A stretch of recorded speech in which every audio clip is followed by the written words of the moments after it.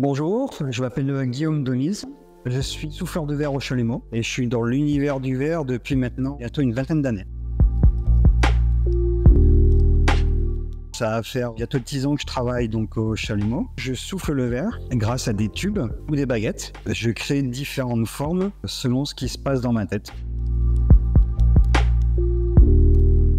Le travail au chalumeau consiste, en fait, si vous voulez, on a un chalumeau donc devant soi avec une grande flamme bleue, plus ou moins épaisse. On vient faire chauffer ces baguettes de verre. Le verre va devenir liquide et à partir de là, on va pouvoir le manipuler, le travailler, le découper, le souffler pour pouvoir trouver des formes adéquates. Donc, selon les idées que le verrier veut fabriquer, on va essayer de chercher la forme adéquate. En fonction de ça, il va constituer le processus de création de l'objet. Comme tout principe dans le monde du verre, une fois que l'objet est fini, on va le mettre à recuire dans des arches de recuisson. Ça stabilise la pièce toute la journée et ça descend en température toute la nuit pour pouvoir récupérer la pièce le lendemain, froide, avec plus de tension dans la pièce. Généralement, il y a toujours ce qu'on appelle le travail à froid. C'est-à-dire qu'en fait, dans l'univers du verre, il y a toujours le travail à chaud, donc là où on travaille le verre liquide, et le travail à froid, là où on va réparer ou embellir les pièces froides.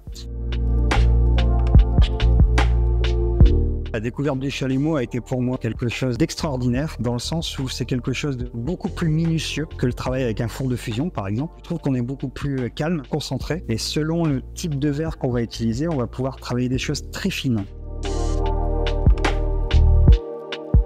Ce qu'il faut savoir au chalumeau, c'est qu'il y a deux grandes familles de verre, le verre tendre et le verre dur. Le verre tendre, techniquement qu'on appelle le sodocalcique, se travaille avec une flamme qui est plus ou moins molle. Le verre va fondre très rapidement. Le verre dur, qu'on appelle donc techniquement le borosilicate, on a besoin d'une flamme qui soit beaucoup plus puissante. Et à partir de là, lui, il contient la chaleur beaucoup plus longtemps. Donc on peut faire des choses beaucoup plus grandes et beaucoup plus précises. L'inconvénient et les avantages, c'est qu'avec le sodocalcique, le verre tendre, des couleurs en existent énormément.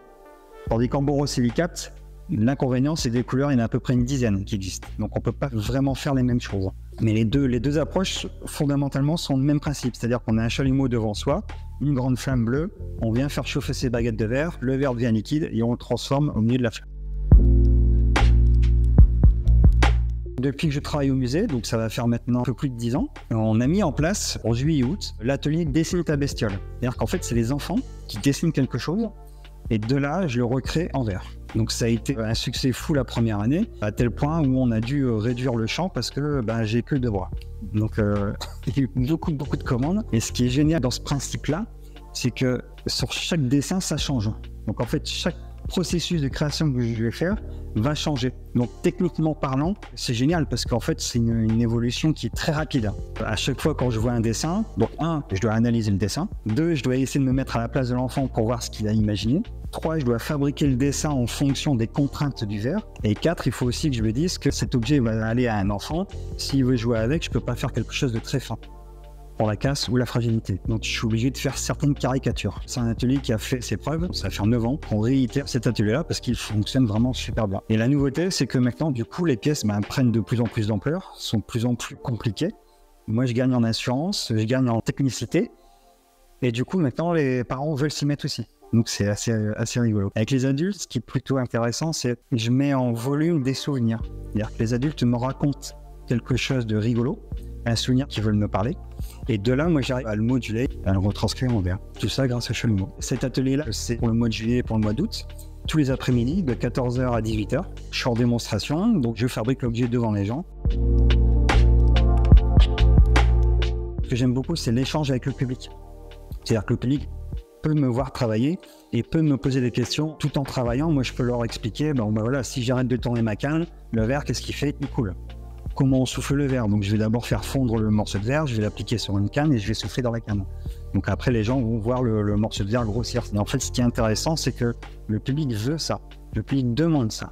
Et ça c'est super chouette d'avoir cette interaction avec le public. Ce qui est rigolo dans le travail du chalumeau, si vous voulez, c'est qu'on a une flamme bleue. Donc c'est une flamme qui est très puissante, qui est à peu près à 1200 degrés. Dès lors où je mets une baguette de verre dans la flamme, il y a une flamme jaune qui se libère, qui est très lumineuse et qui éblouit. Et ce qui est intéressant, c'est que nous, les verriers, on a des lunettes spécifiques qui permettent d'enlever la flamme jaune. Au musée, on a mis en place un système de vitres teintées qui permet justement d'atténuer cette flamme. Quand j'explique aux gens, regardez à côté de la vitre et à travers la vitre, les gens voient la différence. Et en fait, il y a un côté magique.